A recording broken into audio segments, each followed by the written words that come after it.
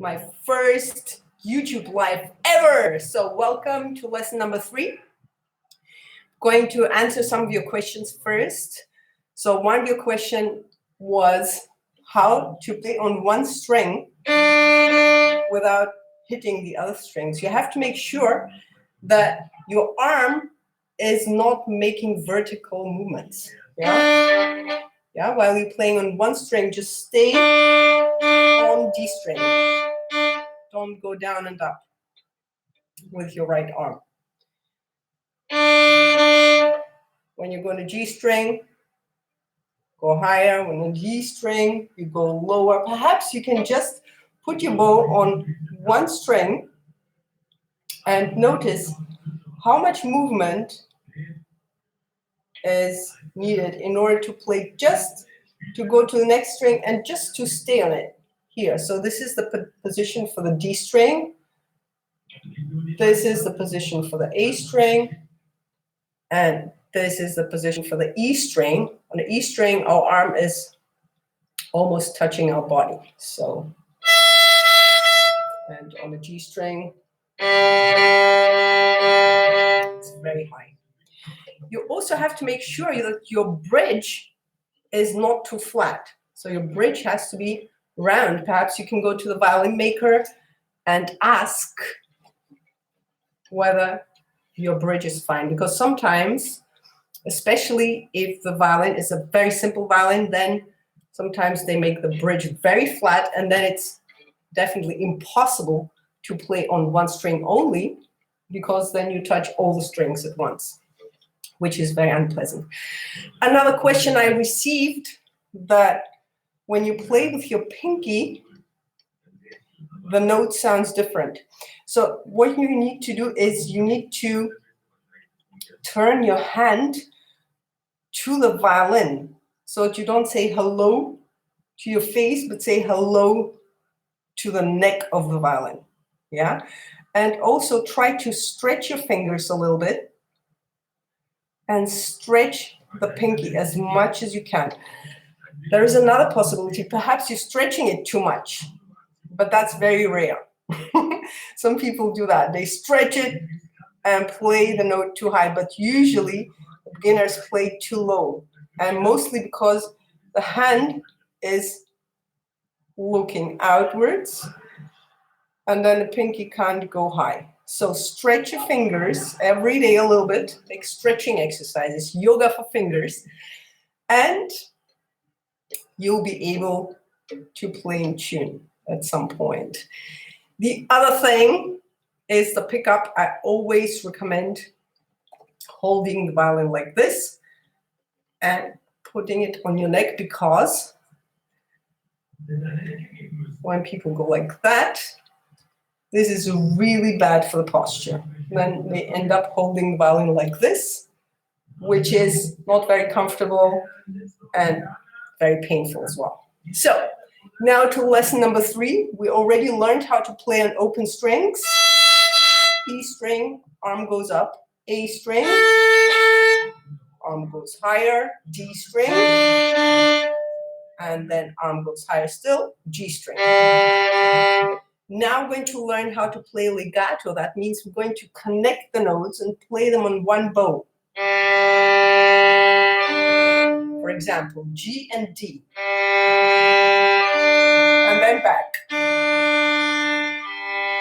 And make sure your right arm is moving smoothly. You have very smooth movements. Yeah? Don't go down the steps and then up the steps, but draw a circle or half circle in the air.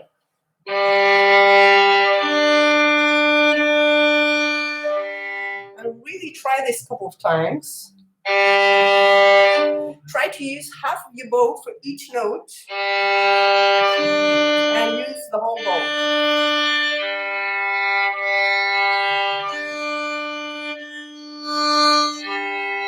And try the same thing with D and A.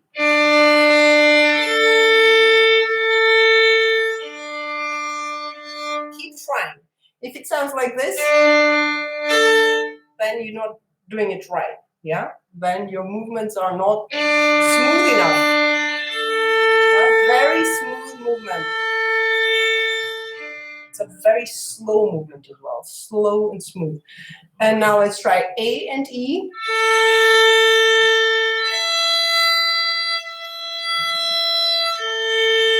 So while you're playing on one string, your arm is already going down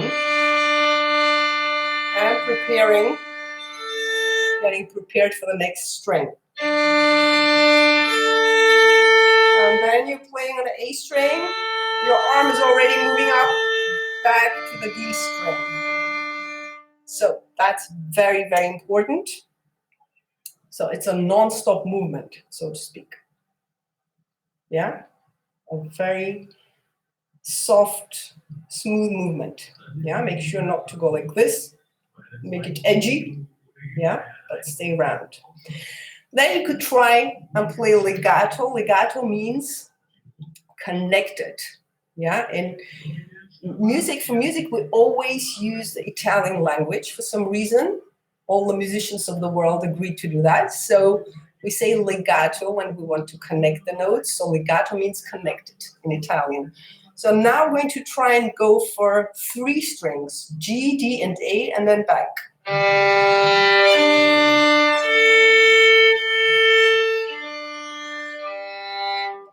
And you have to take care of even bow distribution, which means you use 1/3 of the bow for each string. Yeah, so it doesn't sound like this.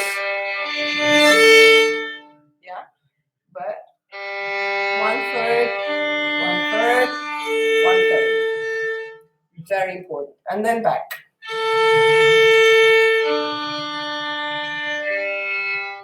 And always look at your bow. Yeah?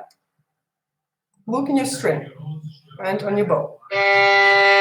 And make sure your bow stays exactly between the bridge and the fingerboard, right in the middle. Yeah?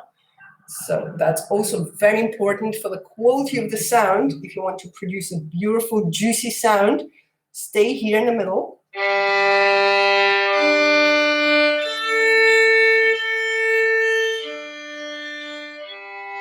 And now we're going to try and play 4 strings legato, which means G, D, A, and E, which also means that we use 1/4 of the bow for each note, right?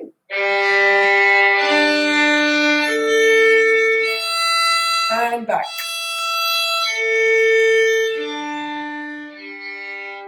Make sure your right hand is also relaxed all the time. Also make sure that the pinky is there with a tip.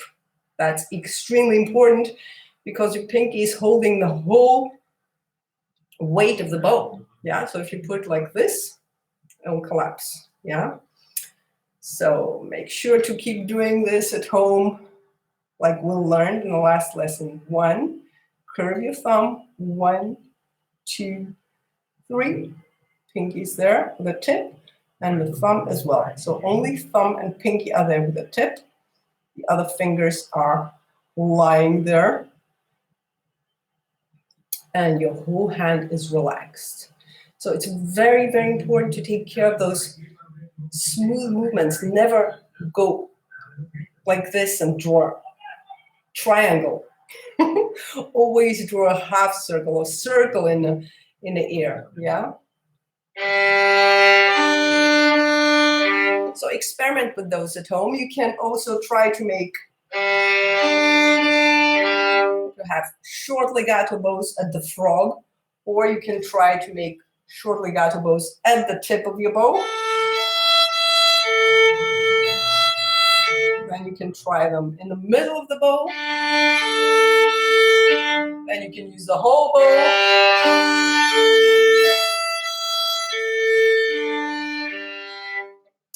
This is actually not as easy as it sounds, because also, even if you're a professional, you still practice those things because it's so important to have a beautiful sound. So you can start practicing with open strings, even if you're advanced or you think you're advanced. We're never as advanced as we think.